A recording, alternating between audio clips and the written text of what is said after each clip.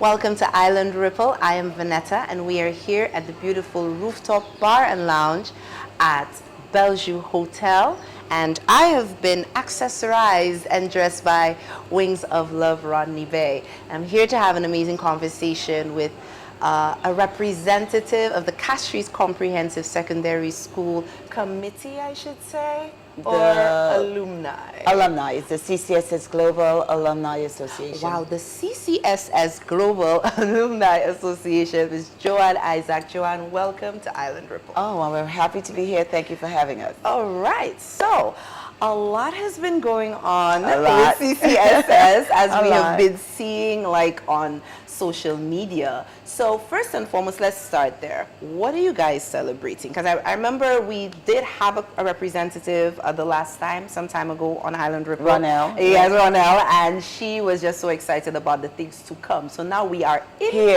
2024. So let us know what you guys are celebrating. Let's start there and then we can continue. All right, so it's really been about a year and a half campaign of preparing for the big 50th birthday. 50th, okay. Where 50th anniversary, it was in March of 1974 that the keys from the Canadian government was handed to the St. Lucian government so that this school was gifted to St. Lucia by Canada. Nice. So that happened March 31st. So the idea was that we link celebrations before and after within that week or two and bring in as many as we can in the diaspora to celebrate this momentous occasion. Oh wow, that sounds like an amazing feat. It sounds like a heavy feat. You're just saying it. It's exciting, but because I like your name. It's CCSS Global, which speaks of the diaspora. So a week of 2 weeks. 2 weeks. We could say even more than 2 weeks because what we did was last year when we came together.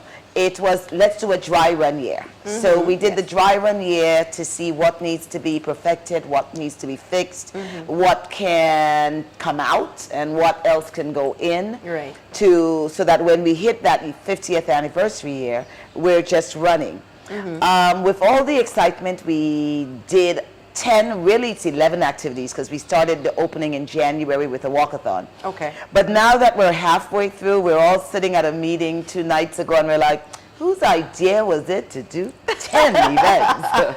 10 events. Because we're drained, we're really tired, but we're here to serve our alumni. And the goal of bringing them back in and seeing the hugs and the kisses and a lot of the, oh my God, I haven't seen you in years. It's worth it. Yes. It's so worth it. We will sleep after the 7th. Okay. When it ends. When it ends. So you guys started off with a walkathon. Let us know a little bit of a couple of the going on. activities. Yeah, and what's been going on. So we started off with the walkathon at the end of January, which again we had a dry run last year. This year we got a little rained out, but you always get the dedicated few who understand they need to come in and support. So we did get some who came in.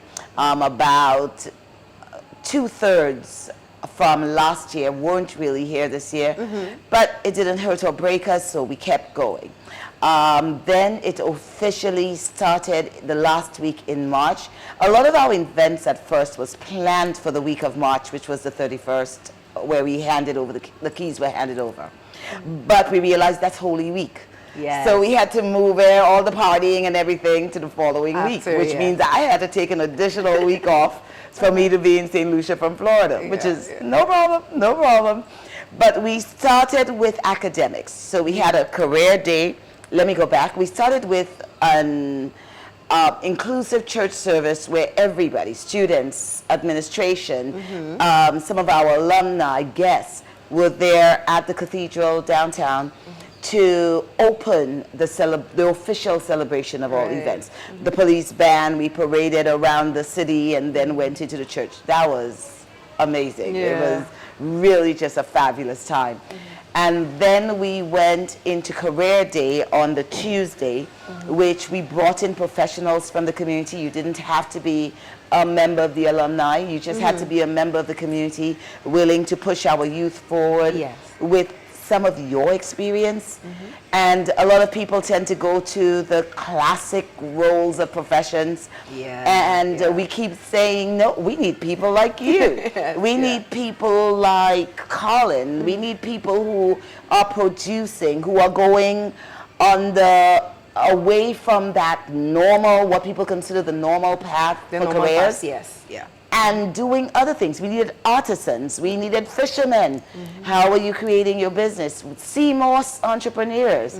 But we always tend to get, they don't feel they're really a professional, which we really have to redefine what a professional is. And change that, yes, absolutely. It's 2000s. I know people putting on parties for Carnival that are making way more money annually than the accountant, the lawyer, the, doctor. It is true. So we're going to have to rethink what those roles are. We have to look to our students to see what is it they would really like to go into, and then give them options of what's out there so it's not limited.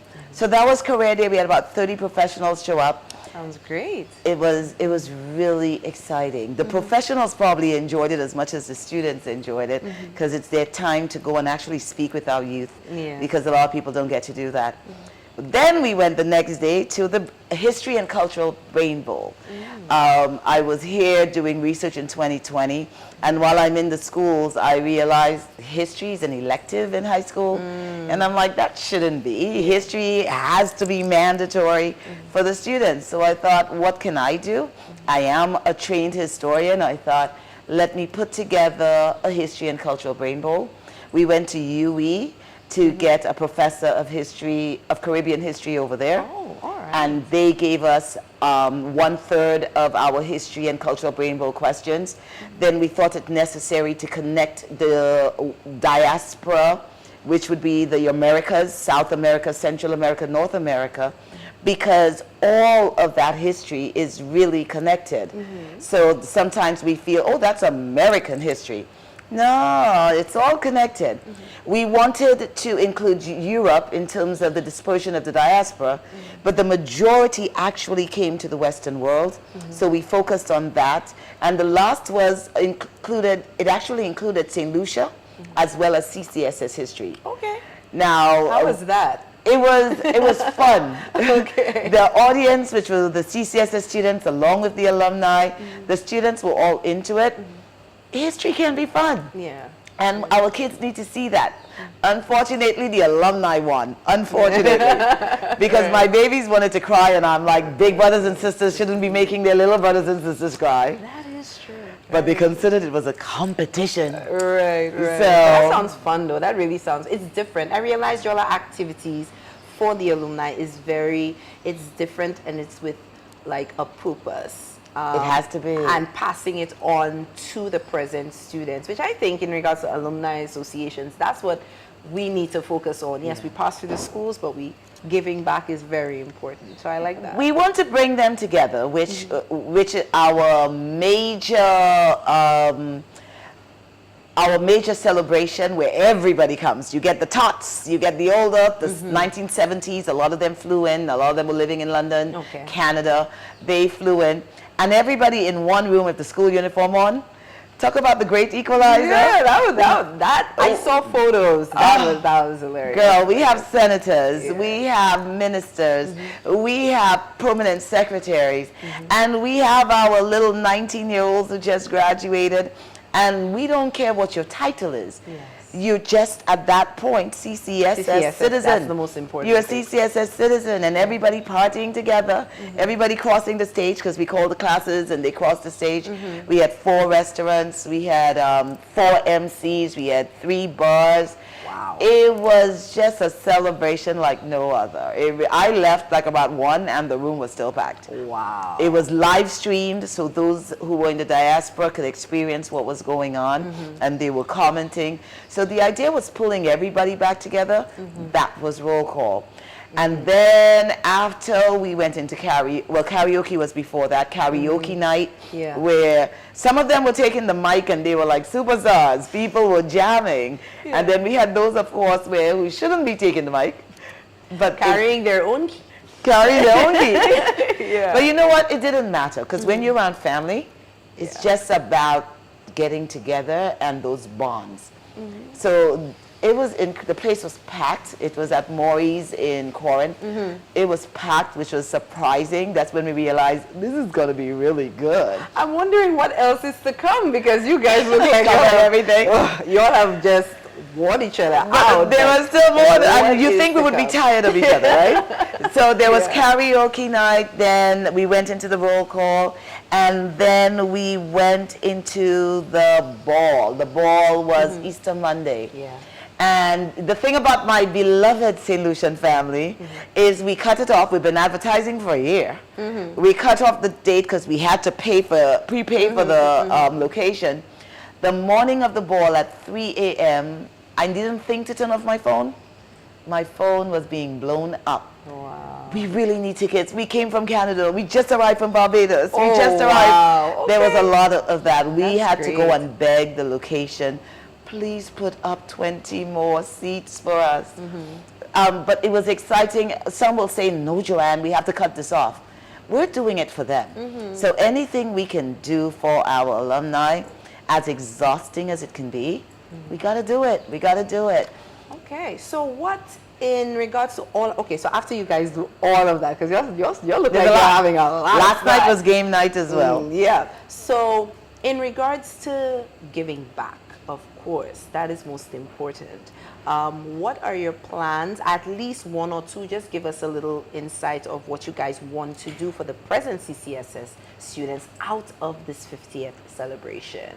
Well, the idea is bonding and creating a relationship with them. Okay. So we have a team, one of our board members, James Ajuda and Ernest Kangle Lander, and they're just in charge of sealing bonds with our CCSS present students. Now, we have a little divide sometimes where the 70s, 80s, and 90s are really on board. So we're trying to get our 2000s, and they are part of the 2000 decades. Right. So we're looking to pull them in. We spoke with a young lady a few days ago who attended one of our board meetings, and she feels she would like to be part of the subcommittees where we try to pull in our younger ones. Right. Because they're the ones going off to college. They're the ones building a life. They may not be as settled as us to give back at the level that we're giving back, but they want to be a part of this, and we want to include them. We have to have them on board because we're passing this on to them. Yes. We're just creating a model for them to take over. Yes. So we're hoping to have subcommittees that will connect with our younger people out in St. Lucia and the diaspora, as well as our current students, where we can have some meetups with just talking, just chilling. Go to a restaurant, play some games, have a game night, a game afternoon. We really want to be more involved with their lives. So what else can we expect from the CCS Global Alumni in regards to activities for the 50th? You know what? We're closing our activities on the 7th of April, and the activities that are happening, we have an alumni versus the veterans team who are going to be playing a football game. I'm leaving here. I'm going to that this evening. And then we have a boat ride that's going to be happening Saturday afternoon.